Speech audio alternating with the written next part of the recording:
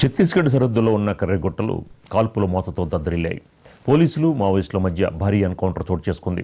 నిన్న జరిగిన ఎదురుకాల్పుల్లో 38 మంది మావోయిస్టులు మృతి చెందారు. అయితే ఛత్తీస్గఢ్ సీఎం విష్ణుదేవ్ సాయి మాత్రం 22 కంటే ఎక్కువ మావోయిస్టు మృతదేహాలు లభించినట్టు తెలిపారు. ఎవరెవరు చనిపోయారు, మృతదేహాల్ని ఎక్కడికి తరలించారు అనే దానిపై స్పష్టత లేదు.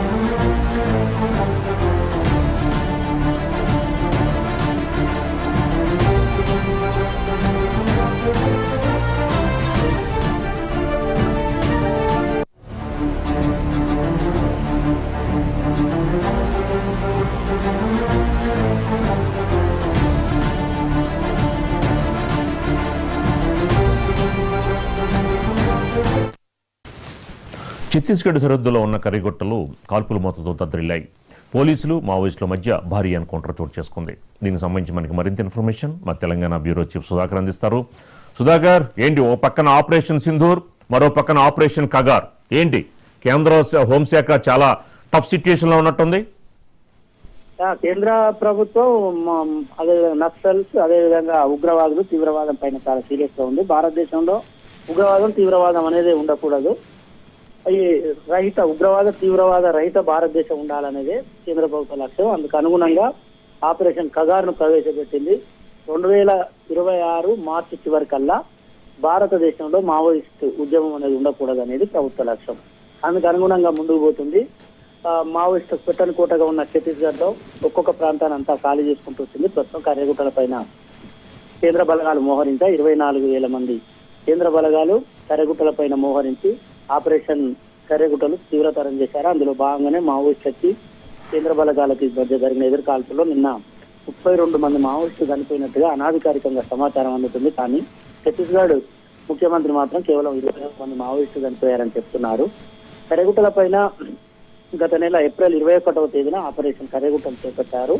అప్పటి నుంచి భద్రతా బలగాలు ఒక్కొక్కటిగా గుట్టలన్నింటినీ ఆక్రమించుకుంటూ పోతున్నారు. ఇప్పుడు దాదాపుగా 70% కర్రెగుట్టలను ఆక్రమించి ఇంకా 30% ఉంది. ఆ 30% కూడా పూర్తిగా కేంద్ర బలగాల ఆధీనంలోకి వచ్చినట్లయితే కర్రెగుట్టల పైన ఉన్న మావోయిస్టులందరూ కూడా దాదాపుగా హతమైనట్టుగానే భావించాల్సి ఉంటుంది. మావోయిస్టు అగ్రనేతలు కర్రెగుట్టల పైన ఉన్నారని సిఆర్పిఎఫ్, కోబ్రా, అదేవిధంగా బస్తర్ ఫైటర్స్ ఇలాంటి బలగాలన్నీ కూడా జల్లెడబడుతున్నాయి. కానీ మావోయిస్టుల ఆచూకీ పూర్తి లేదు. కొంతమంది మావోయిస్టులు కూడా అది కూడా అగ్రనాయకులు కాకుండా మిగతా మావోయిస్టు దళాలు ఎదురుపడుతున్నాయి.